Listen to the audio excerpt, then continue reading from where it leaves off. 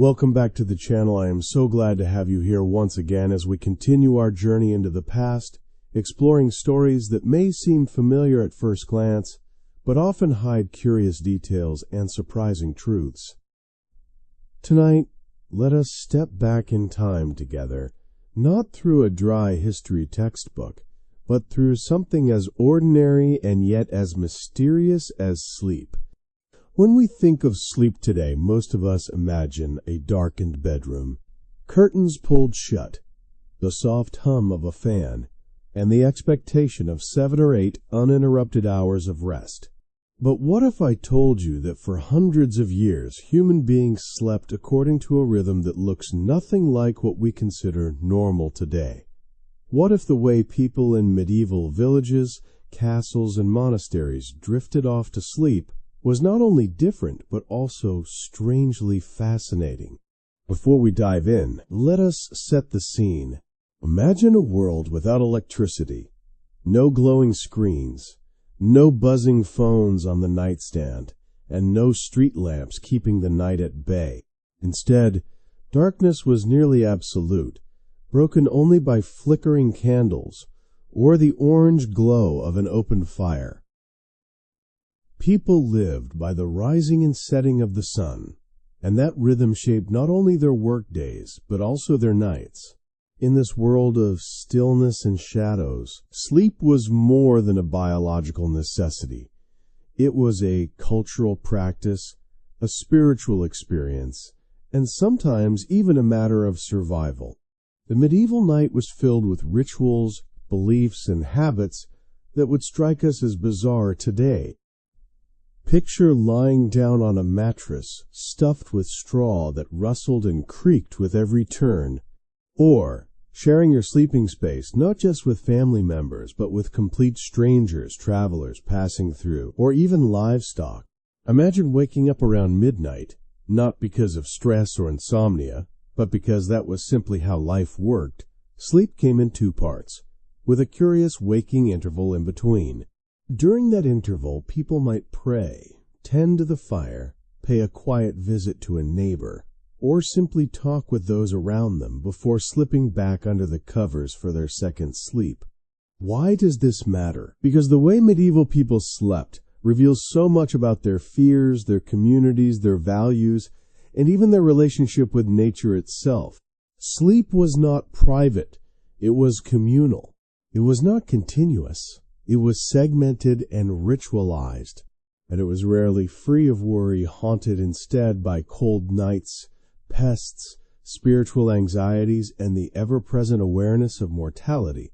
Let us begin with one of the most surprising practices, segmented sleep. Today, we assume that going to bed at night and waking up in the morning in one long stretch is natural. But in the Middle Ages, the normal pattern was to fall asleep shortly after sundown, drift into what they called first sleep, wake naturally a few hours later, and then spend an hour or 2 awake before returning to bed for second sleep. This rhythm was not considered odd, it was expected. Everyone from peasants to monks practiced it, and references to first sleep and second sleep appear in literature, court records, and prayer books alike. Think about how differently we treat wakefulness in the middle of the night today. If someone wakes up at 2 a.m. and can't fall back asleep, they often feel anxious, reach for medication, or distract themselves with their phone.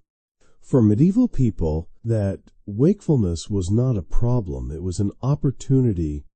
Some used it for prayer, others for quiet household tasks, and some for private conversations.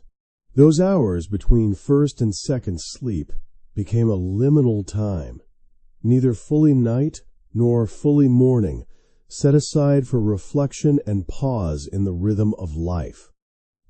It was not until the Industrial Revolution, with its demand for productivity and rigid factory schedules, that the idea of a single, uninterrupted block of sleep became the norm. Gas lamps lit the streets, Clocks dictated daily life, and the cultural push toward efficiency erased the older, segmented rhythm. But in the Middle Ages, biphasic sleep was simply one of many habits that defined the night. Beyond segmented sleep, the material realities of medieval nights were equally striking. Beds, for example, were often far from comfortable. The poor slept on straw piles that attracted lice and other pests. Wealthier households might own wooden frames with ropes strung across for support, but even those creaked and sagged. Privacy was rare. Many families, especially in rural areas, slept in the same room, while travelers often squeezed into already occupied beds in crowded inns. For us, the thought of curling up beside a snoring stranger feels unpleasant. For them, it was normal, practical, and expected. Nightwear also tells a story. Today, a nightcap usually means a warm drink before bed. But in the medieval world, it was literally a piece of fabric designed to keep the head warm through freezing nights in drafty houses. People often slept fully clothed, not only to guard against the cold, but also to protect themselves from lice or bed bugs. In some cases, soldiers even slept in pieces of their armor for safety. To medieval people, the idea of stripping down to pajamas and thin blankets might have seemed reckless. Then, there were the spiritual dimensions of sleep. In a deeply religious society, prayers before bed were more than a ritual. They were urgent protections against illness, death, and evil. Parents taught their children verses, acknowledging that they might not live to see the morning. Dreams were treated with seriousness, sometimes interpreted as divine messages, other times as signs of hidden sins. Monks and nuns recorded their dreams, while ordinary villagers prayed for safety from nightmares or demonic visitors in the rafters. This blend of practical concerns and spiritual fears made sleep a fascinating part of medieval life. It was not just rest, it was survival, ritual, and community woven together. And tonight, as we explore further, we will uncover the strange, sometimes unsettling, and often amusing world of medieval sleep, from nightcaps and crowded inns to midnight prayers, and even the dangers of sleepwalking. So settle in, dim the lights, and make yourself comfortable. You are about to discover how sleep, the most ordinary part of our lives, was once one of the strangest windows into human history. When we think of bedtime, most of us imagine the comfort of pulling a blanket over ourselves, shutting our eyes, and expecting not to stir until morning. But for medieval people, this idea of one long, unbroken night of rest would have seemed almost alien. Instead, their nights were carefully divided.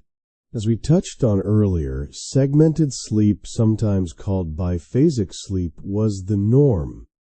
After sunset, families would gather, extinguish the last of their candles to conserve precious wax, and settle in for first sleep.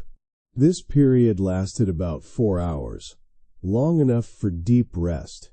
But then something fascinating happened. People woke naturally, not groggy, not panicked, but with a sense of rhythm, as if the body expected the night to be cut in two. They would sit up, stir the fire, sometimes sip a warm drink, and engage in quiet tasks. Some prayed, reading or reciting from memory the psalms they knew. Others whispered with family members, exchanged stories, or even stepped outside to gaze at the stars. It is striking to imagine this pause in the middle of the night. For us, waking at 2 a.m. usually feels like failure, a disruption of our sleep cycle, but for them it was an intentional part of life. It was even considered a healthy time for reflection, creativity, or intimacy. In fact, some medieval medical texts recommended this interval as the best moment to think through important decisions or spend time with a spouse. Only after this interlude would they return to bed for second sleep, drifting back into rest until dawn. This pattern was not unique to Europe. Historical records from parts of Africa, the Middle East, and Asia suggest similar habits shaped by natural light and the absence of artificial schedules. It was only with the advent of gas lamps, factory whistles, and the rigid timetables of industrial life that the idea of 8 continuous hours of sleep became standard. Looking back, segmented sleep offers us a curious perspective. Perhaps our struggles with insomnia today are not defects, but echoes of an older rhythm that modern life has tried to erase. But while their sleep patterns may sound oddly mindful, the physical act of sleeping was anything but luxurious. Let us talk about beds. For the poor, beds were often nothing more than piles of straw, spread out on the floor, sometimes covered with a sheet of rough linen. These straw mattresses, called palliases, were cheap, but they rustled, sagged, and quickly attracted pests. Rubbing shoulders with fleas and lice was not unusual. And yet, for many peasants, this was normal, just one of the countless discomforts of daily life. In wealthier homes, beds were symbols of status. A noble might sleep on a wooden frame strung with ropes topped with a mattress stuffed with wool, feathers, or even horsehair. These beds could be massive, often large enough for several people, but comfort was still relative. Without proper insulation, castles were drafty, their stone walls radiating cold through the night. Even the most elaborate bed hangings, heavy curtains, meant to trap warmth, only helped so much. The result was that many people slept fully clothed, sometimes even with shoes on, to fight the chill. And then there was the reality of travel. Imagine arriving in a town after days of walking or riding, searching for a place to stay. In an age before hotels as we know them, the local inn was your best bet. But what awaited you was far from a private room with clean sheets. Instead, you would be shown to a bed already occupied by strangers. Privacy was not expected, and space was at a premium.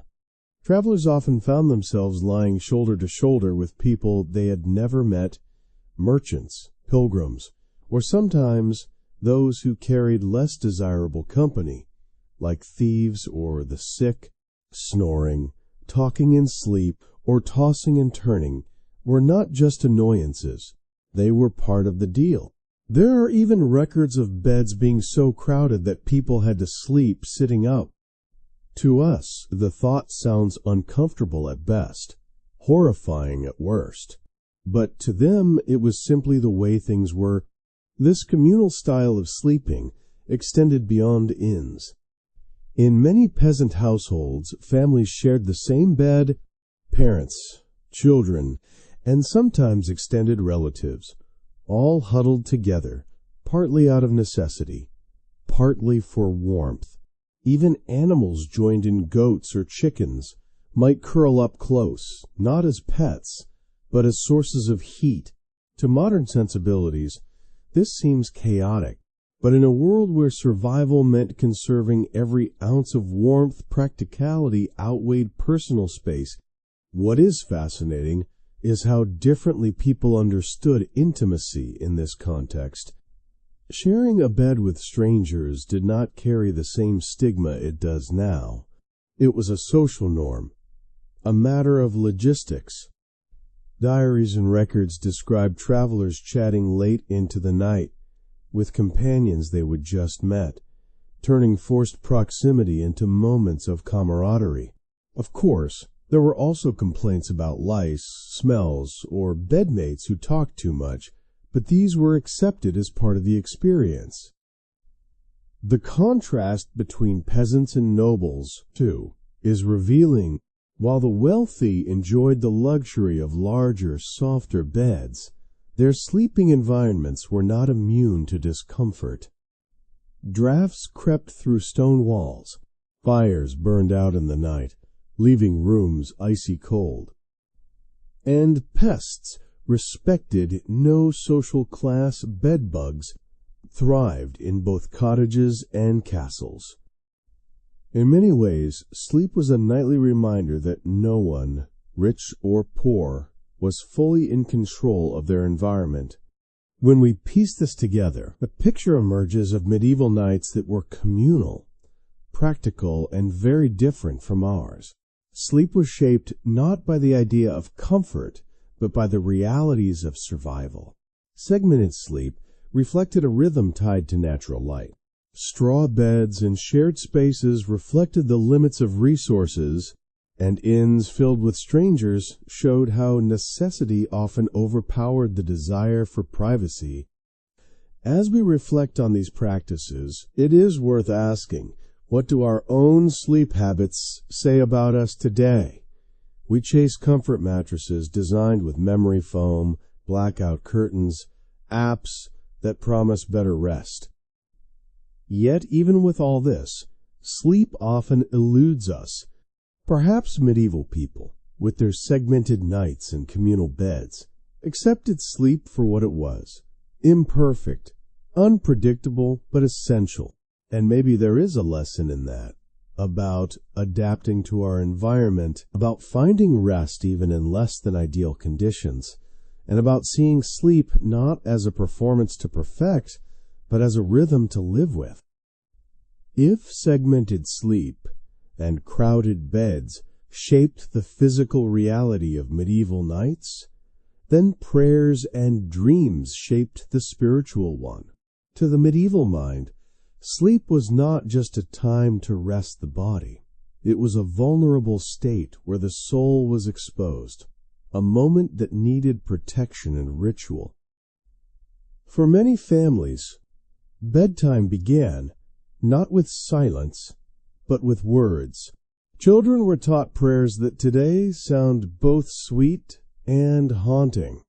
One version ran, "If I should die before I wake, I pray the Lord my soul to take."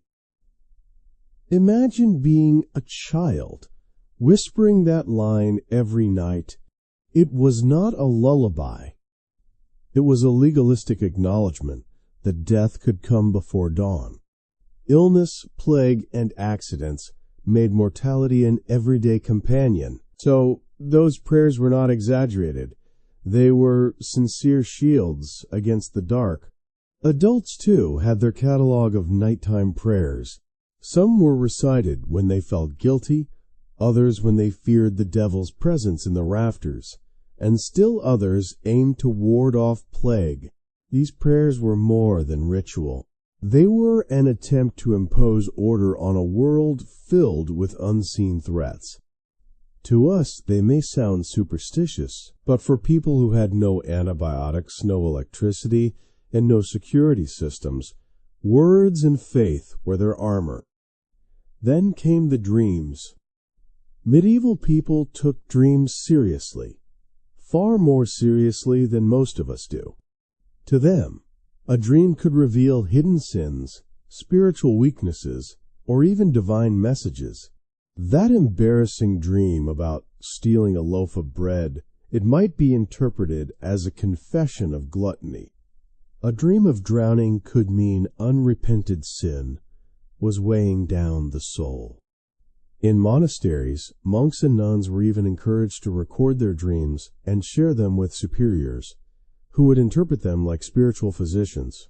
Some dreams were celebrated as holy visions, others dismissed as the product of bad digestion. One monk joked that too many onions before bed could lead to visions best left unspoken. But dreams also reflected a society where the line between the natural and the supernatural was thin. Waking in the middle of the night after first sleep, gave people time to think about what they had just dreamed. For some, this was a terrifying moment. Had they sinned in their sleep? Could one commit wrongdoing unconsciously? There were even theological debates about whether a sleepwalker could be guilty of sin. The night was not just dark. It was morally complicated. Now imagine lying in bed, saying your prayers, and not just hearing your family's breathing, but also the soft grunts of animals. In peasant households, it was common to share space with livestock. A goat might curl up at the foot of the bed. Chickens might roost nearby. This was not out of affection. It was out of practicality. Animals produced warmth, and warmth meant survival. A child nestled between parents and a goat was not unusual. For wealthier families, the animals might change, but the idea lingered. Nobles sometimes allowed lapdogs in bed, not for warmth, but as symbols of fashion and loyalty. Some castles even had separate sleeping areas for favored animals, complete with cushions. Imagine the statement of power. A lord whose dog had its own chamber while peasants huddled with pigs. Of course, the presence of animals was not always charming. Fleas traveled easily between humans and pets. Redistributing fleas, as one historian Riley put it, was one of the unintended consequences of canine companionship. But in a world without central heating, these trade-offs were part of life. Nowhere was the night more ritualized than in monasteries. For monks and nuns, the day was divided into strict hours of prayer, and the night was no exception. At around 2 a.m, bells would toll, summoning the community from their straw mattresses into cold candlelit chapels. Imagine it. You have just woken from first sleep, the air is icy, and you shuffle in silence through stone corridors to gather with your brothers or sisters. Together you chant psalms, your breath visible in the chill air, your voices echoing off the walls. This was not optional. It was the heartbeat of monastic life. For us, the idea of voluntarily waking in the middle of the night to pray feels harsh, maybe even punishing, but for them it was a spiritual duty. The night was seen as the purest time to connect with God, free from the noise of daily labor.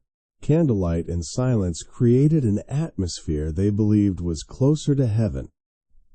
Yet it also meant that sleep was fragmented, and monks often lived with chronic exhaustion. Their willingness to sacrifice comfort for devotion reveals just how differently medieval people valued rest compared to us. The rhythm of prayer and wakefulness also reinforced the sense that sleep was never just about the body.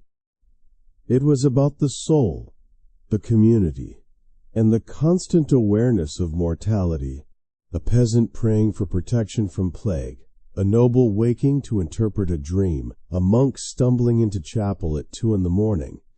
All of them shared the sense that the night was a battlefield, not only against cold and pests, but against unseen forces. When we step back, it is clear that sleep in the Middle Ages was far more than lying down and closing your eyes. It was layered with meaning, filled with rituals, and bound up with the fragile line between life and death. To us, bedtime may seem like the quietest part of the day. To them, it was when the human soul was most exposed and therefore most in need of guidance and protection. By now, it is clear that sleep in the Middle Ages was anything but simple. But beyond segmented sleep, prayers, and sharing space with animals, there were even stranger practices and beliefs that shaped the way people approached the night. Let us start with something we take for granted today: posture. Most of us lie flat on our backs or sides when we sleep. Assuming that rest means stretching out horizontally, But medieval people often saw this differently. Many believed that lying flat was risky. Why? For one thing, it resembled the posture of the dead. To fall asleep looking like a corpse was thought to invite death itself, a dangerous temptation for a world so familiar with sudden mortality. Beyond spiritual concerns, there were also medical theories. Physicians of the time worked with the framework of the four humors, a system that linked health to the balance of bodily fluids. According to this logic, lying flat could disrupt digestion or allow phlegm to pool dangerously in the head. Some doctors even warned that flat sleep could cause congestion of the brain, a phrase that sounds ominous, but mostly reflected their fear of suffocation during the night. As a result, many people preferred to sleep propped up, sometimes with multiple pillows, sometimes even sitting partially upright. In fact, beds were often designed with angled headboards to make this easier. To us, this might sound uncomfortable, but for them, it was practical, a way to guard against illness, spiritual danger, and even indigestion. When we see portraits of medieval nobles reclining against piles of cushions, we might think it is just for grandeur, but it was also a medical precaution. Now, imagine lying half upright on a mattress of straw or feathers, and not in nightclothes but in armor. As strange as it sounds, there were times when sleeping in armor was not optional. For soldiers on campaign, safety came before comfort. Battlefields and encampments were dangerous places, and attacks could come at any hour. A knight, sleeping without protection, risked being caught unprepared, and so many chose to keep chainmail on their bodies, or at least close by, even if it meant waking up with sore muscles and pinched skin. Sleeping in armor, of course, was no one's idea of restful. Metal does not breathe, chainmail digs into the flesh, and the weight alone was exhausting. Add in the hard ground of a tent or a castle floor, the flickering light of torches, and the sound of comrades snoring nearby, and you have an environment that makes a modern airport terminal feel like luxury. Yet, this willingness to trade comfort for readiness reflected the precariousness of medieval life. Even those not at war sometimes adopted a similar practice when traveling through dangerous regions, wearing light protective gear while they slept, just in case. Survival, after all, did not always wait until morning. But danger did not only come from enemies. Often, it crawled right into the bed with you. Medieval sleepers fought a nightly war against pests. Lice, for example, were an everyday nuisance. Servants in noble households sometimes had the unpleasant duty of picking lice out of their employer's hair and clothing. Imagine having a job title that essentially made you keeper of the royal scalp. Then there were bed bugs. If lice were irritating, bed bugs were devastating. These tiny creatures hid in the cracks of wooden frames, the seams of mattresses, and even the stone walls themselves, emerging at night to feast on unsuspecting sleepers. Their bites caused itching and sleeplessness. But worse, they spread quickly. Once an infestation took hold, it was nearly impossible to eliminate. Some households tried herbal remedies, lavender, mint, or even smoke to drive them out. Others resorted to sleeping fully clothed, with caps and layers acting as makeshift armor against the bugs. Nightcaps were not just for warmth. Sometimes they were shields against crawling invaders. The presence of these pests is one reason people often slept in what we would consider day clothes. A layer of fabric was one of the few defenses against lice and bedbugs. Some historians have suggested that this is why fashion leaned toward layers of linen and wool, even in bed. While we chase thread counts and memory foam today, medieval people measured comfort by whether they could get through the night without too many bites. And if bugs and illness were not enough, there was one more fear lurking in the night: sleepwalking. Reports of sleepwalkers appear throughout medieval records, and they were not treated lightly. Some accounts describe people wandering rooftops in their sleep, leading to barred windows and fearful speculation. Others imagine sleepwalking as a sign of spiritual weakness or worse, possession. Theological debates arose over whether a person could sin while unconscious. If you stole bread in a dream or muttered curses in your sleep, were you guilty? Could the devil use your body while your soul was unguarded? These were not idle questions.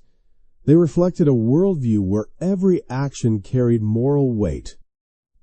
In reality, most sleepwalkers probably just paced, muttered, or fumbled with doors.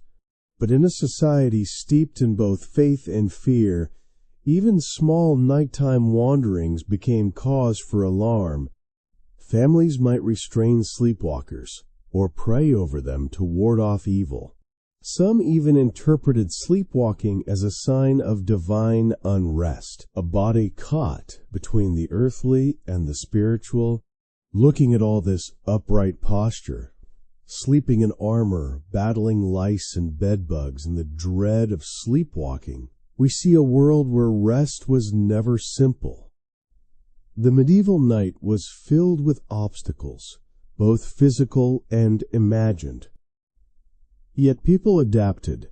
They learned to layer clothes for protection, to angle their bodies for health, to carry armor into sleep, and to interpret their midnight wanderings through the lens of faith. What we might call inconvenience, they called life. And perhaps that is the deeper truth hidden in these practices. Sleep in the Middle Ages was not about achieving perfect rest. It was about surviving the night in whatever way you could, propped up against pillows, wrapped in layers, listening for danger, praying against demons, and hoping to rise with the dawn still alive. So far, we have looked at segmented sleep, upright posture, and the battle against pests. But one of the most revealing aspects of medieval nights was not how people slept, it was who they slept with. Unlike today, when privacy is considered essential, sleep in the Middle Ages was often communal. To understand their world, we need to imagine the crowded, shared spaces where people lay down together, bound not just by walls, but by survival. In peasant households, a bed was rarely an individual possession. Instead, it was a family resource. Parents, children, and sometimes visiting relatives, all huddled under the same rough blanket or pile of straw. Privacy did not factor into the equation. Warmth did. In a one-room cottage with a drafty roof and thin walls, conserving heat meant conserving life. A child pressed between parents was not an invasion of space. It was a necessity. To us, it might seem claustrophobic. To them, it was comfort, safety, and the assurance that they were not alone in the darkness. And it was not only family. Neighbors sometimes joined in, especially during visits or festivals when sleeping arrangements overflowed. In some cases, entire communities shared larger sleeping areas. Think of longhouses or simple wooden halls where dozens of people lay side by side. Today, we associate this with military barracks or hostels, but in medieval times, it was just another way of structuring community. People lived, worked, and rested together. The night was no exception. Even animals joined the scene. For poorer families, livestock often slept indoors, not as pets, but as living heaters. A goat nestled near the foot of the bed, or chickens scratching in a corner, could make the difference between shivering all night or waking up warm. This blending of human and animal life created a rhythm of coexistence. Yes, it introduced smells, fleas, and noise, but it also gave peasants a way to survive harsh winters without firewood they could not afford. For nobles, the picture was different but no less telling. Castles were cold and drafty, with stone walls that trapped dampness and chilled the air.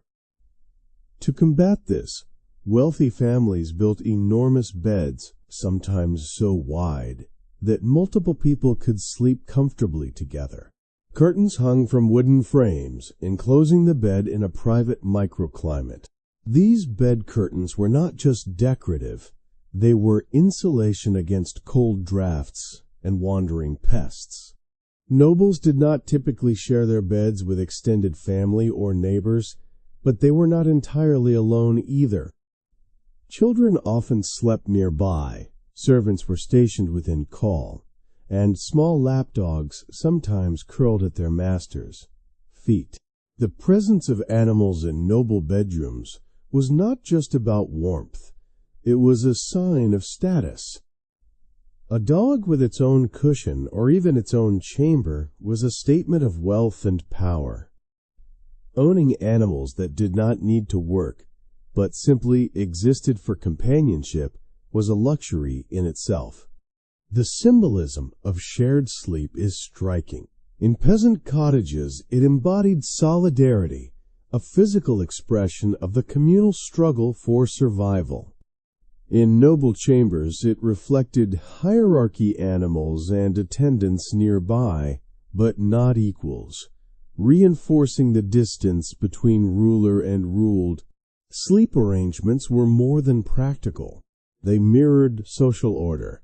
Think, too, of the children in these households. A medieval child rarely fell asleep alone. Surrounded by parents, siblings, or even livestock, their earliest experiences of the night were communal. Fear of the dark was tempered by the steady breathing of others. This sense of constant togetherness shaped childhood differently from today, where modern children often sleep in decorated rooms with toys and night lights. Medieval children were raised with the hum of life around them, the creak of straw, the snort of a pig, the whisper of a parent's prayer. Even in monasteries, where vows of discipline shaped every hour, communal sleep defined the rhythm. Monks often slept side by side in long dormitories, each with their straw mattress lined up in neat rows. The sound of dozens breathing in unison was broken only by the toll of bells calling them to prayer. Privacy was not the goal, uniformity was. They were one body of believers, resting and rising together, embodying spiritual unity even in slumber. From a modern perspective, it is tempting to imagine this constant closeness as uncomfortable, but it also created resilience. Sharing sleep meant sharing warmth, sharing space, and sometimes even sharing dreams. Families whispered stories before dozing off. Travelers swapped tales of distant towns while squeezed into the same inn bed. The boundaries between public and private blurred, and sleep became not just an individual act, but a communal experience. This communal nature of sleep also speaks to trust and its limits. Sharing a bed with strangers in an inn was normal, but it carried risks. A thief might slip a hand under your cloak while you slept. An ill traveler might cough through the night. Yet, necessity outweighed fear. To refuse sharing was often impossible. So people adapted. They slept lightly, clutching their belongings, or relied on reputation and community to guard them. What can we learn from this? On one level, it shows us how adaptable humans are. Faced with cold, poverty, and limited space, people found ways to make sleep work, even if it meant sacrificing privacy.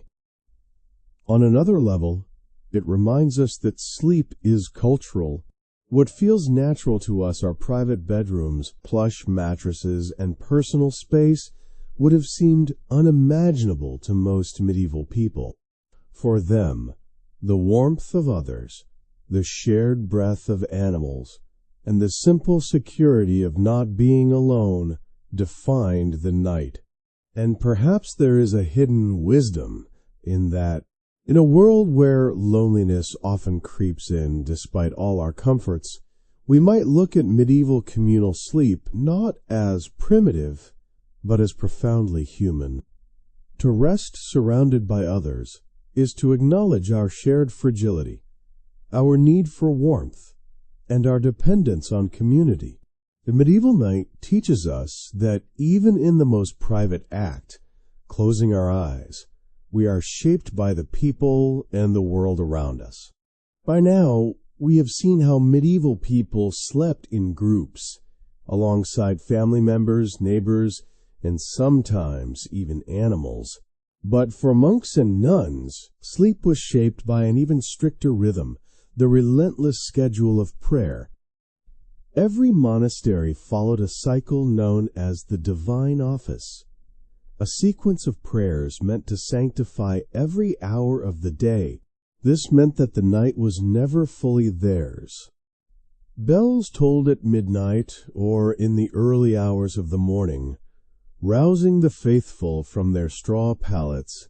The monks shuffled silently through cold stone corridors, candles flickering against the damp walls until they reached the chapel. There, in the dead of night, voices rose in chant. Imagine the scene, the world outside utterly still, fields blanketed in darkness, while inside the chapel the air trembles with sacred words. The chants echoed off vaulted ceilings, rhythmic and hypnotic, transforming exhaustion into devotion. For the monks, this sacrifice of sleep was not a punishment. It was a way of giving God their purest hours. The silence of the night was believed to be closer to heaven, and prayer carried more weight when it was born of fatigue and discipline. Of course, the human body does not always agree with such ideals. Many monks lived in a constant state of exhaustion, their segmented nights broken not only by natural wakefulness but by obligation. Some dozed off in their stalls during prayer, their heads nodding forward before jerking upright again. Chronic sleep deprivation was part of the price they paid for their vocation. To them, discomfort was a form of sacrifice.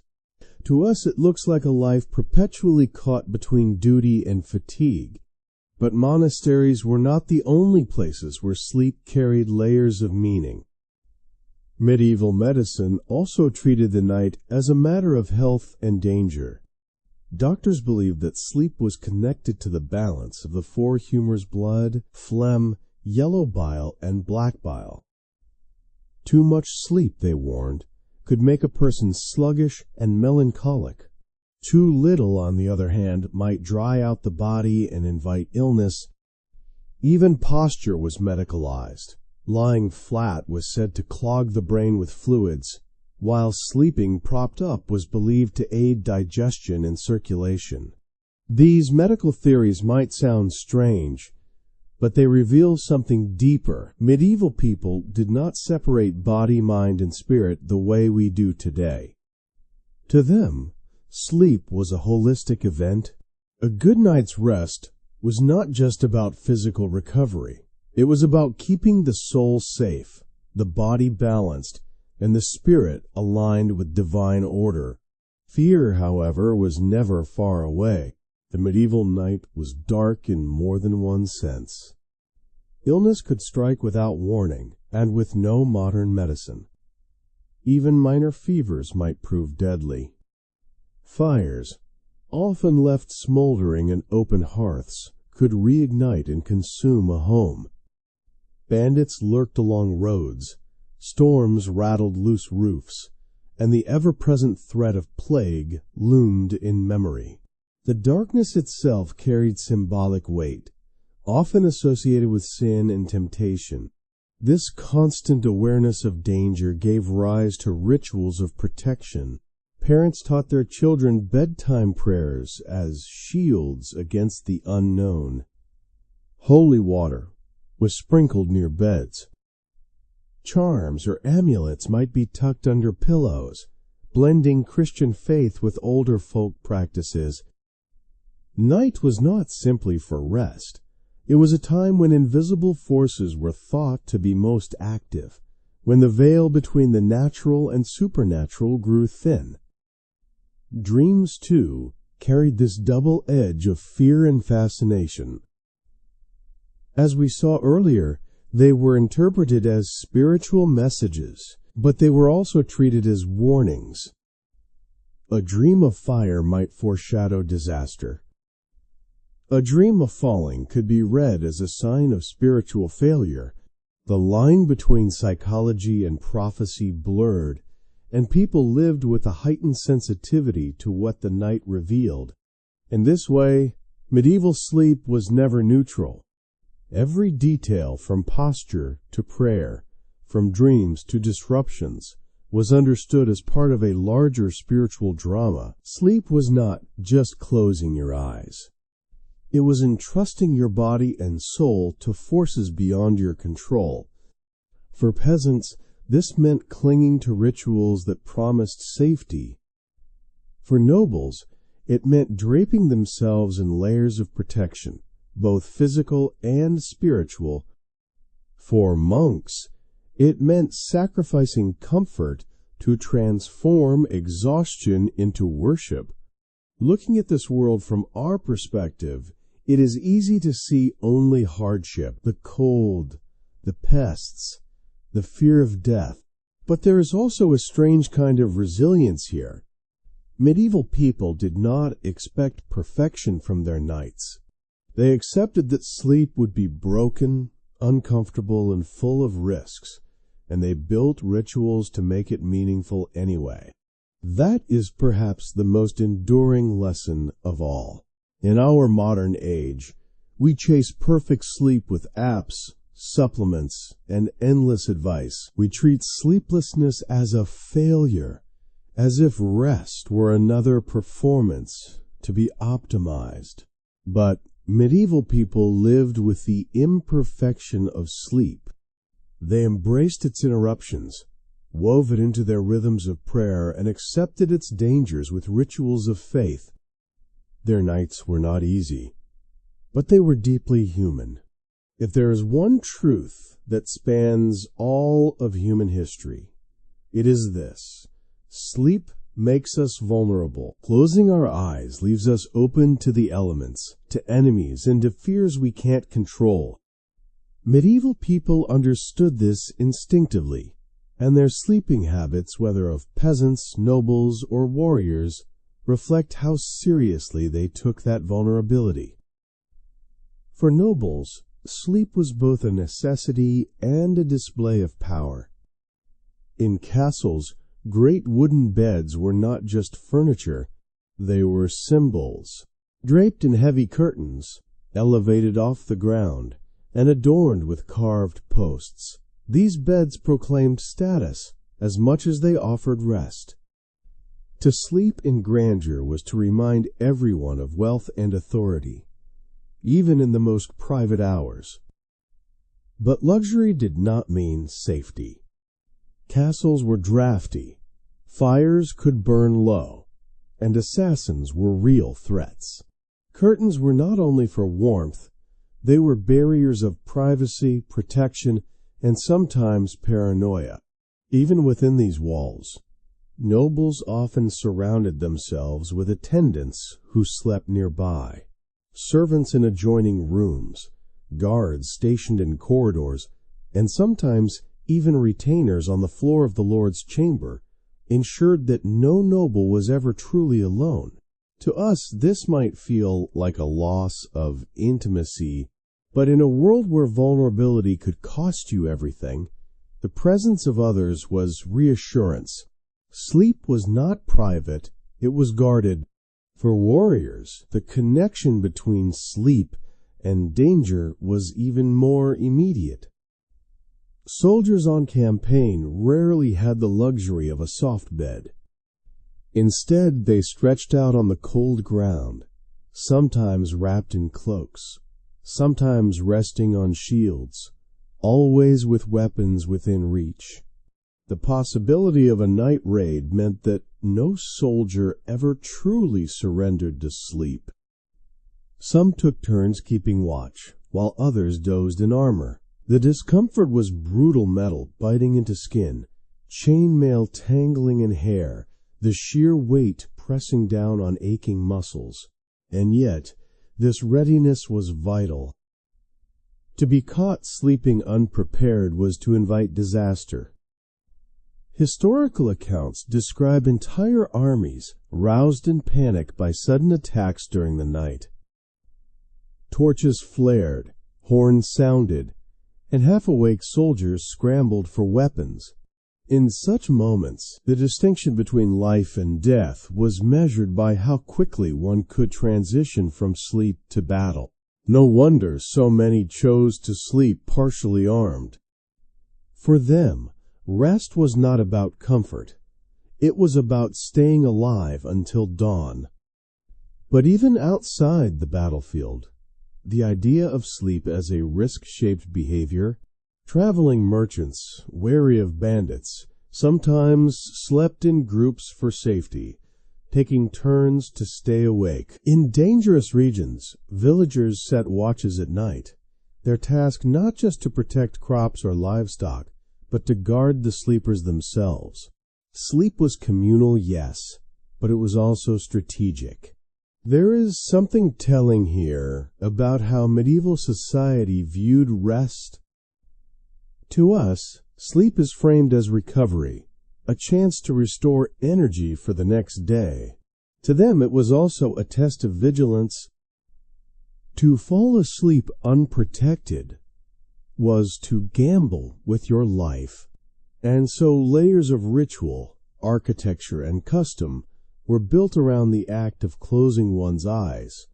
Consider, for example, the practice of blessing the bed. Before lying down, many nobles and peasants alike would cross themselves or sprinkle holy water. The bed itself became a sacred space, a battleground between vulnerability and protection. Charms and relics were tucked under pillows, prayers recited, and saints invoked. These were not superstitions, in the frivolous sense. They were deeply practical responses to a world where danger was real, but invisible protection was the only defense. Even the way people talked about sleep reflected its dual nature. Sleep was described in sermons as a rehearsal for death, a moment when the soul might drift dangerously close to the afterlife. But it was also seen as a gift, a divine pause from the toils of daily labor. This tension between sleep as blessing and sleep as threat colored every decision about how, where, and with whom people rested. And in a broader cultural sense, sleep also carried symbolic weight. Kings and queens were often depicted in bed, surrounded by attendants, the image reinforcing their authority even in vulnerability. Saints were said to receive visions in sleep, their resting bodies portrayed as vessels of divine communication. Warriors were praised for their discipline in resting lightly, always ready for battle. Sleep was not just private, it was political, spiritual, and deeply symbolic. When we think about it this way, medieval sleep reveals a truth that resonates even today. We still see sleep as both a weakness and a necessity. Politicians boast about how little they sleep, as if rest were a sign of laziness rather than health. Soldiers in modern armies still practice sleeping in shifts, prepared to rise at a moment's notice. Parents still pray over children, whispering protective words in the dark. In many ways, our modern world has more in common with the medieval night than we might think. The difference, of course, is in the expectations. We demand perfect sleep, 8 hours, undisturbed, under scientifically designed conditions. They accepted imperfection drafts, pests, armor, fear, and created rituals to cope. To them, sleep was never about control. It was about adaptation. And perhaps in that acceptance, there is a kind of wisdom. The medieval approach reminds us that vulnerability is not weakness. It is simply part of being human. To close our eyes is to trust in our community, in our protections, in our faith, or in sheer luck. Nobles trusted their guards. Peasants trusted their families and animals. Monks trusted in prayer. Each found a way to make the darkness survivable. And in doing so, they turned sleep into something larger than rest. It became a mirror of society itself, a reflection of fears, hopes, and the fragile balance between safety and danger. If sleep was vulnerability, then warmth was salvation.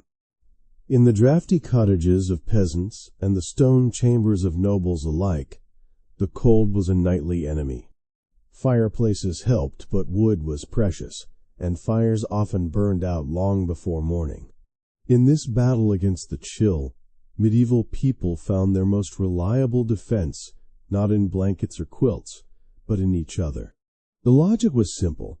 Body heat saves lives.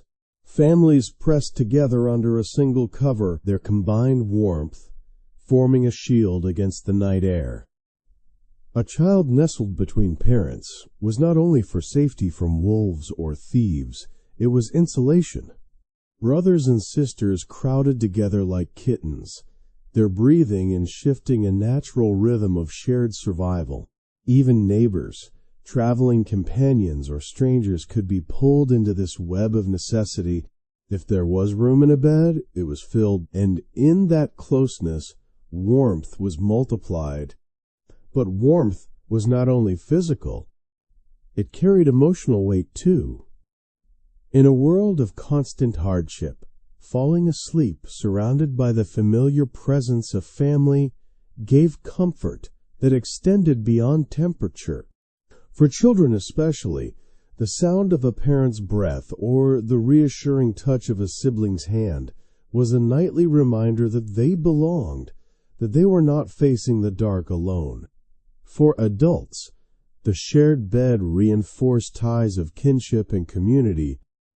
It turned sleep into a social act, a quiet weaving of bonds that were just as important as bread or firewood. Travelers experienced a different form of this companionship. Inns, as we have seen, crammed strangers together with little regard for privacy.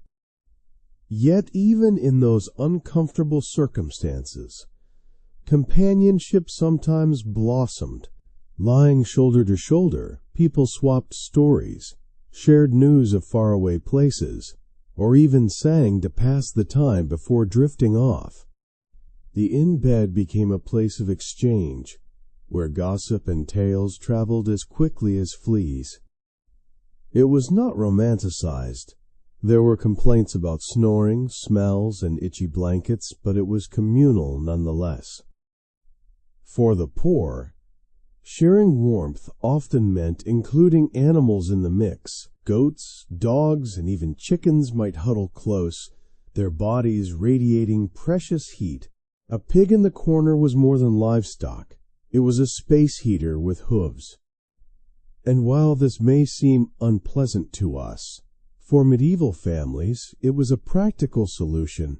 The presence of animals blurred the lines between human and beast, creating a household ecosystem where everyone contributed to survival. Among nobles, the role of warmth took on symbolic meaning. Great beds with heavy curtains enclosed the sleeper in a private cocoon, shutting out the cold drafts of the castle. Couples lay together not just as husband and wife, but as representatives of lineage and alliance. In some cases, nobles even used the act of sharing a bed as a political statement. Hosting an important guest in one's chamber or granting someone the privilege of sleeping nearby could be a sign of trust, intimacy, or favor. Here, warmth was intertwined with power.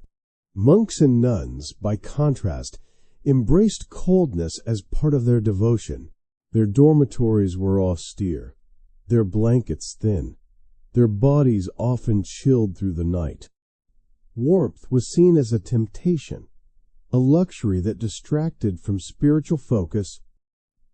To shiver in prayer, to suffer through a sleepless night, was a kind of offering to God. Yet even in these ascetic communities, the fact that monks slept side by side created a form of companionship. Their shared discomfort reinforced their shared mission. It is easy to underestimate just how powerful the pursuit of warmth was in shaping medieval life. Central heating was centuries away. Quilts, when they existed, were luxury items. For most people, the human body was the furnace, and closeness was the only insulation. But from this necessity grew something deeper, a recognition that survival was not individual. It was collective. Think of the psychological comfort this created. To modern minds, sleeping alone is often framed as independence, while sharing a bed is a matter of intimacy or choice. For medieval people, independence at night would have been unthinkable. Loneliness in the dark was a danger in itself. Warmth and companionship were intertwined, and the act of sharing a bed reinforced the idea that humans endure best together. There is also a certain poetry in this. Imagine a family of 5, gathered under a single blanket, a small fire fading in the hearth, the winter wind rattling the shutters. The father pulls the youngest closer, the mother whispers a final prayer, the siblings curl tighter together. In that small circle of warmth, fear gives way to rest. Sleep becomes not just a physical state, but a ritual of belonging. For us, the idea of sharing beds with animals, neighbors, or strangers might feel chaotic, even unsanitary. But for medieval people, it was life, and perhaps, in their willingness to embrace imperfection, we can see a kind of wisdom. Comfort was never guaranteed, but companionship was. Warmth did not just keep them alive, it reminded them that they were part of something larger. In the end, medieval sleep was not a solitary act. It was a shared performance of survival, a nightly weaving of family ties, friendships, and trust. And in those hours of darkness, huddled close against the cold, they discovered a truth that still matters today, that warmth, both physical and emotional, is found most reliably not in things, but in people. If warmth and companionship brought comfort to medieval sleepers, danger brought the opposite. Nighttime was never just a pause in the day. It was a realm of risks, both physical and supernatural. To sleep was to surrender control, and in the Middle Ages, surrender could be costly. One of the most common dangers was fire. Open hearths were central to medieval homes, providing heat and light, but they were also constant threats. Embers could spark during the night, igniting straw floors or wooden beams. Chamber pots, often placed carelessly near the fire, could be knocked over, spilling waste dangerously close to flames.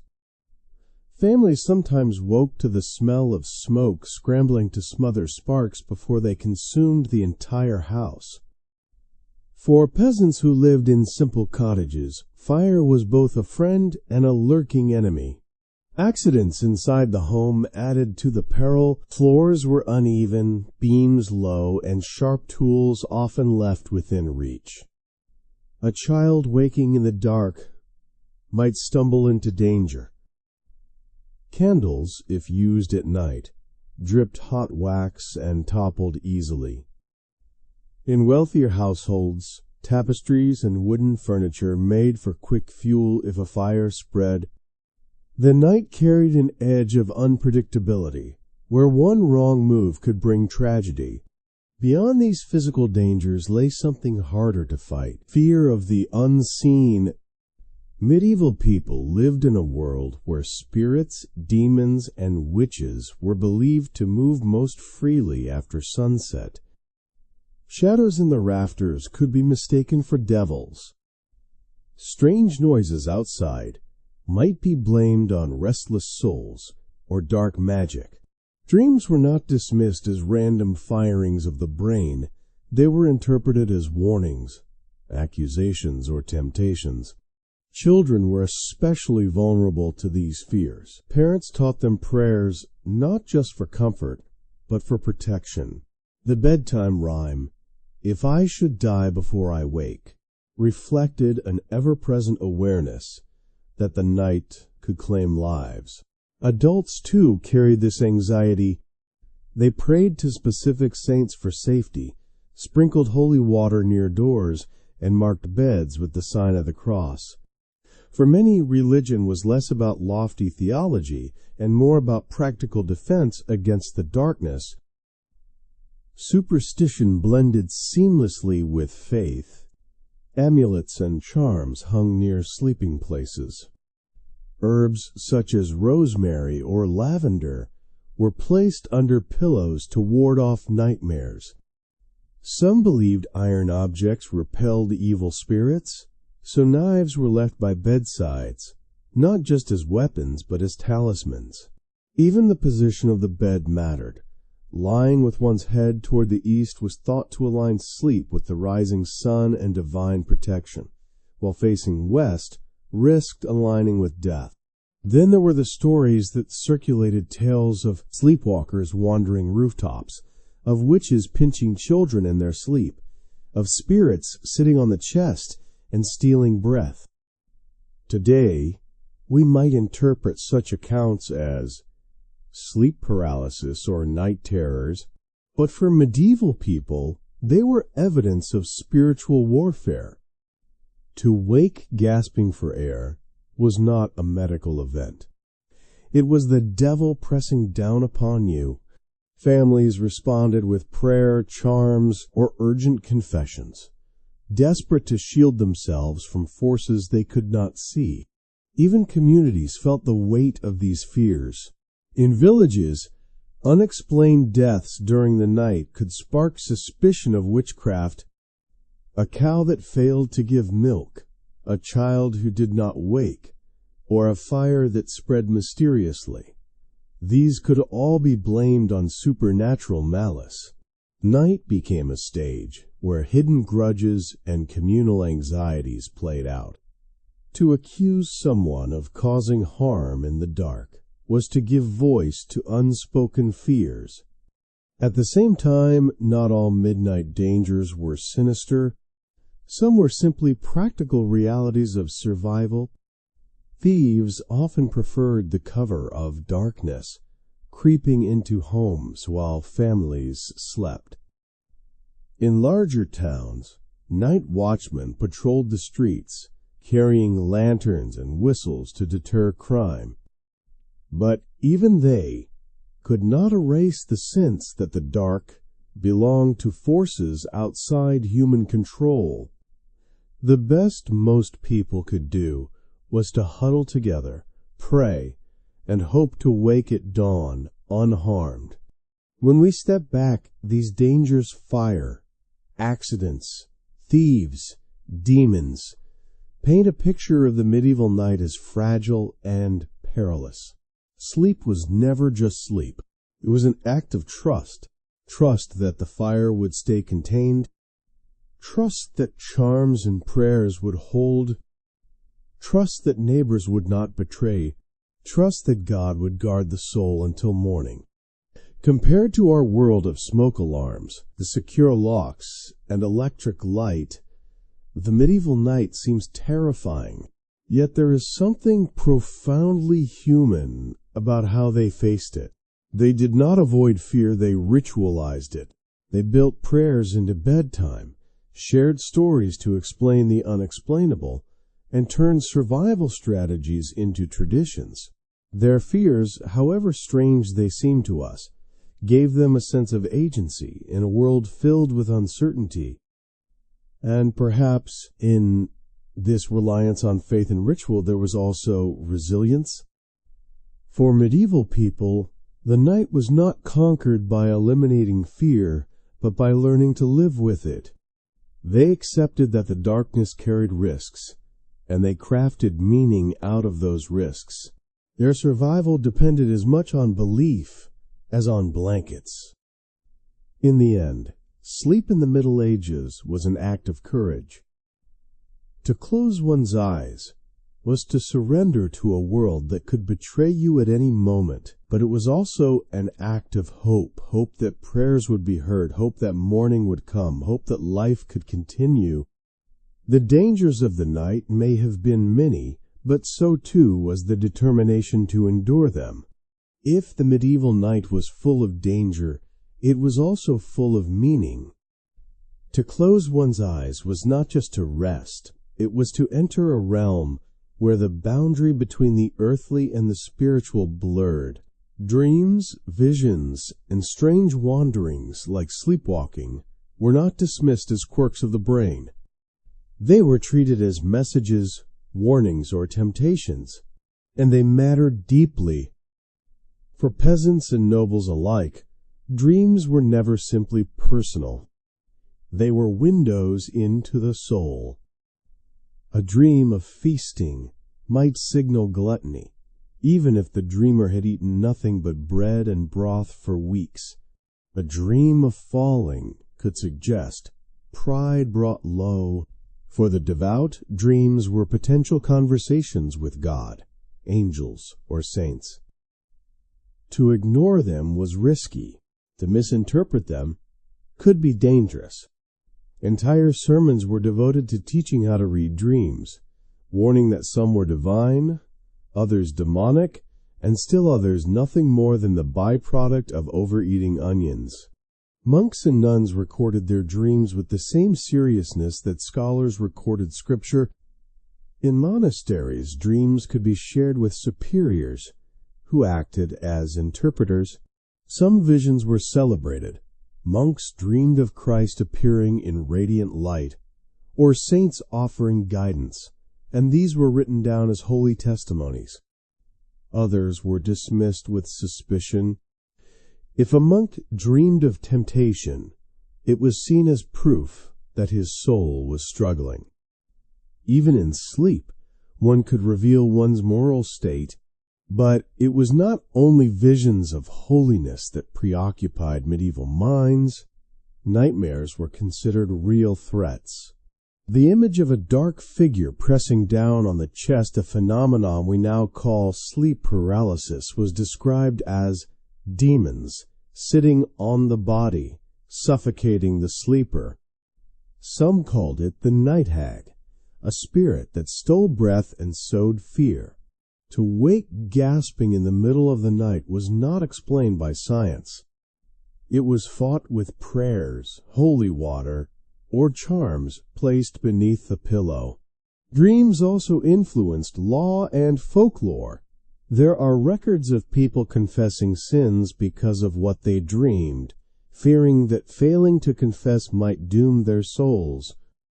Stories circulated of dreamers who foresaw disasters, fires, deaths, even wars, and whose visions seemed confirmed in waking life. These tales spread quickly, reinforcing the belief that the night revealed truths hidden by the day. Folklore mixed with theology, making sleep a stage where destiny might be glimpsed.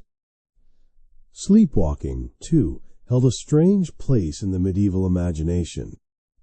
Most accounts describe harmless wanderings, men pacing through homes, women muttering prayers, children stumbling half awake, but stories also tell of dangerous excursions, like sleepwalkers climbing rooftops or wandering into rivers. Some villages barred windows not just against thieves, but against their own dreamers. The question of morality lingered. Could someone sin while asleep? If a man shouted curses or a woman stole food in her sleep, was it their fault? Theologians debated.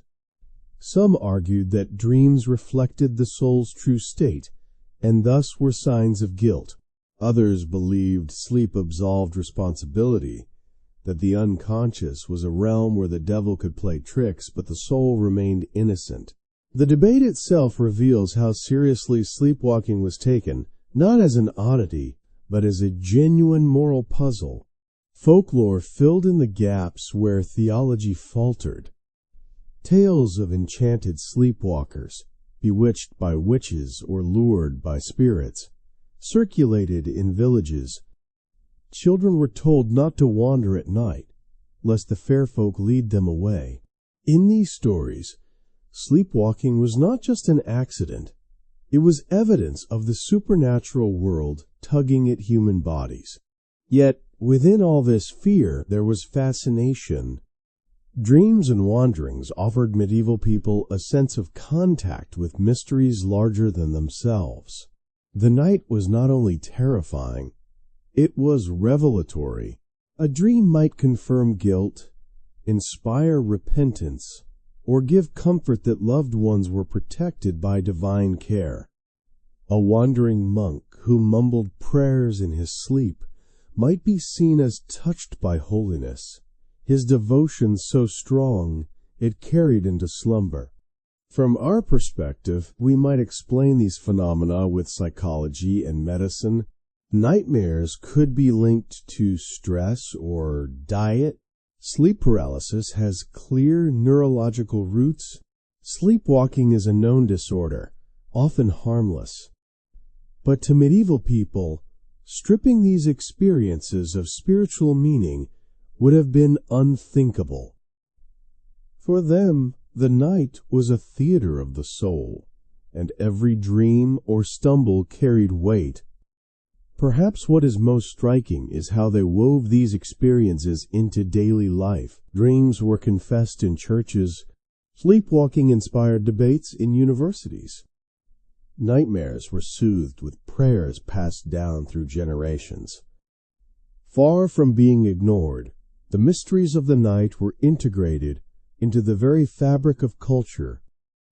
In the end, medieval sleep reminds us of something we often forget. Rest is not only physical, it is emotional, cultural, and spiritual. For them, the night was alive with meaning. Every dream was a question, every nightmare a battle, every wandering a story to be told. And maybe, in a strange way, we are not so different. We still search for meaning in our dreams, still fear the shadows in our rooms, still tell stories of the strange things people do while asleep. The medieval world may feel far away, but their nights echo in ours, proof that when we close our eyes, the line between reality and mystery has always been thinner than we think. When we think of medieval society, we often picture rigid hierarchies, lords ruling over peasants, priests guiding the faithful, and warriors defending kingdoms. But what is fascinating is how even sleep mirrored these divisions. The way one rested, the comfort one had, and the meaning attached to sleep all reflected one's place in the social order. For peasants, sleep was an act of survival. Their nights were spent on straw pallets or rough cloth, stuffed with hay. Privacy was non-existent, with families huddling together for warmth and animals often nearby. Every creak of the cottage, every gust of wind through the cracks, reminded them of their vulnerability. Their rest was frequently broken by the demands of survival, tending fires, quieting livestock, or checking on children. Sleep for peasants was not restorative luxury. It was another chore in a life filled with endurance. Nobles, by contrast, turned sleep into a symbol of privilege. Their beds were massive, often elevated, and surrounded by carved wooden frames. Rich curtains could be drawn to keep out drafts, turning the bed into a private chamber within a chamber. Silk sheets, feather mattresses, and ornate canopies displayed wealth not only to visitors but to history itself.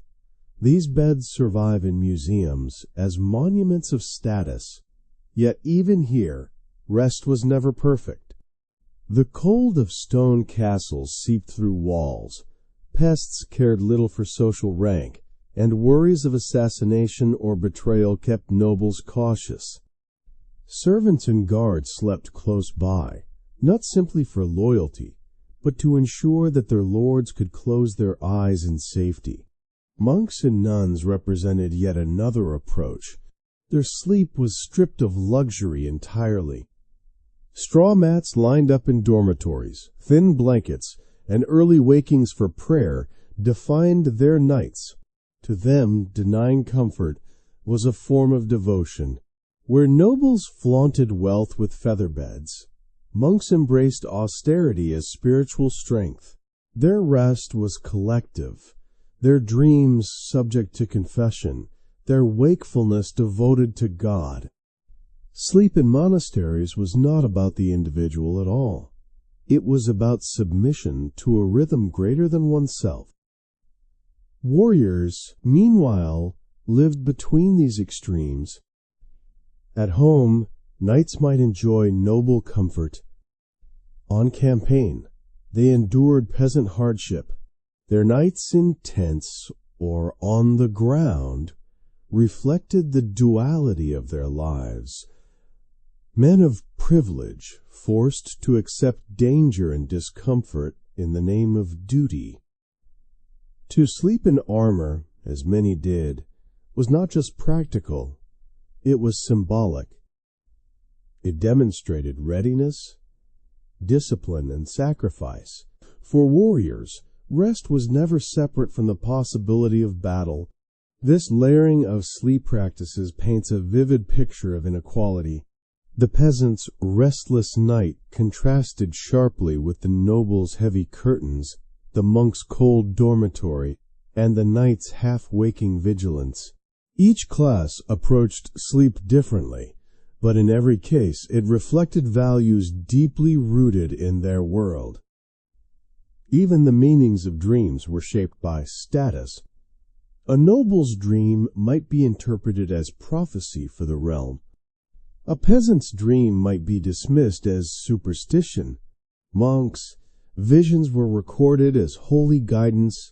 Warriors' nightmares of battle were seen as tests of courage. The same act, closing one's eyes, carried different weight depending on who you were. What is striking is that despite these divisions, vulnerability united them all. A peasant could be bitten by bedbugs as easily as a king. A monk could suffer sleep paralysis, just as a soldier could. Disease struck rich and poor alike, and prayers for protection crossed class lines. In the dark, stripped of titles and wealth, sleep was a reminder that everyone was fragile. Perhaps this is why so much ritual surrounded it. It was one of the few moments where even the mighty had to admit their weakness. But inequality never disappeared. While peasants leaned on communal warmth, nobles relied on servants. While monks sought salvation through discomfort, knights sought survival through readiness. Each group's approach reflected what they valued most: endurance, display, devotion, or vigilance. Sleep was not just a biological act. It was a mirror of society's structure. And in that mirror we see something familiar. Even today our sleep reveals inequality. Some rest on memory foam mattresses in climate-controlled rooms, while others curl up on couches or shelters. Access to safe, restful sleep is still shaped by wealth, labor, and environment. In this way, the medieval night is not as distant as it seems. Yet there is also a lesson here. Despite differences, medieval people share one truth: no one escaped vulnerability in sleep. A noble's bed curtains could not stop illness. A monk's devotion could not keep out the cold. A knight's armor could not guarantee safety. In the end, all of them closed their eyes with the same hope that morning would come, and they would rise again. Perhaps that is the most human thread running through history. No matter how divided we are by class, power, or wealth, sleep remains the great equalizer. It humbles kings and comforts peasants. It tests warriors and strengthens monks. The medieval night shows us that in darkness, all distinctions blur, and what is left is the simple, universal need to rest. As our journey through the medieval night draws to a close, one thing becomes clear. Sleep in the Middle Ages was far more than a private ritual of closing one's eyes. It was a mirror of society, a reflection of fears, values, and the delicate balance between survival and vulnerability. We have seen how peasants huddled together on straw mattresses, their bodies forming living blankets against the cold. We have walked through the great chambers of nobles, where enormous beds draped in heavy curtains became symbols of wealth and authority. We have stood in monasteries, where monks rose at midnight, their voices echoing in cold chapels, turning fatigue into devotion. And we have camped beside warriors who tried to rest in armor, never free from the possibility of sudden battle. What ties all of these experiences together is the recognition that sleep was never just biological, it was cultural. It told people who they were, where they stood, and what they feared. Every bed was a stage for survival, every dream a message to interpret, every night a negotiation between comfort and danger. And yet, when we look closer, we also see threads of common humanity. Whether peasant or noble, monk or knight, everyone faced the same truth. Sleep made them vulnerable. Illness could come in the dark. Fires could spark from dying embers. Pests spared no one, from straw beds to silken sheets. Even in castles or monasteries, prayers for safety filled the air. In the quiet of night, titles meant less, and the shared fragility of being human stood out more. There is a lesson here for us today. In the modern world, we often obsess over sleep. We track it with apps, measure it in hours, buy devices and supplements to optimize it. And when we fail, when we wake in the night, when we toss and turn, we feel anxious, as though we have broken some rule of health. But medieval people remind us that sleep has always been imperfect. Broken nights, interruptions, fears, and discomfort are part of the human story. Instead of perfection, they sought meaning. Segmented sleep gave them time for reflection. Communal sleep gave them warmth and belonging. Prayers gave them courage in the face of the unknown. Even their fears of demons, of witches, of illness, were woven into rituals that gave structure to their nights. They did not always sleep well, but they found ways to make sleep matter. Perhaps this is what we can take away from their world. Sleep is not only about achieving 8 flawless hours, it is about how we approach rest with acceptance and meaning. Maybe waking in the middle of the night does not have to be a failure. It can be a chance to pause, reflect, or simply breathe.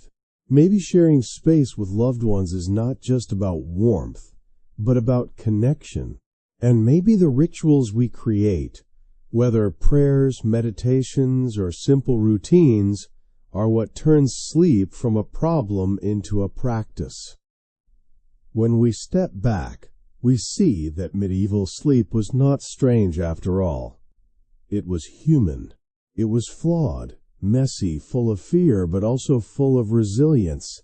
And in that, it has something to teach us. So tonight, as you prepare for bed, think of those who came before us. Picture a family in a small cottage, huddled under a single blanket while the wind rattles the shutters. Imagine a monk shivering in the cold as he rises for midnight prayer. Imagine a knight dozing lightly in armor, sword by his side. Imagine a noble drawing heavy curtains around a grand bed, hoping to keep out the drafts. All of them were seeking the same thing we seek today: a little peace, a little rest, and the hope of waking with the dawn. And perhaps, in remembering them, we find comfort. We realize that our struggles with sleep connect us to centuries of human experience, that imperfection is not failure, it is history, and that every night, when we surrender to rest, we join a long tradition of people who closed their eyes in vulnerability and woke in gratitude. Thank you for staying with me through this journey. If you found this story thought-provoking or calming, please consider supporting the channel by liking the video, sharing it with friends, or subscribing for more content like this. And let me know in the comments, what part of medieval sleep surprised you the most? Do you think segmented sleep might actually work in our modern world? Until next time, may your night be safe, your dreams be peaceful, and your rest be enough.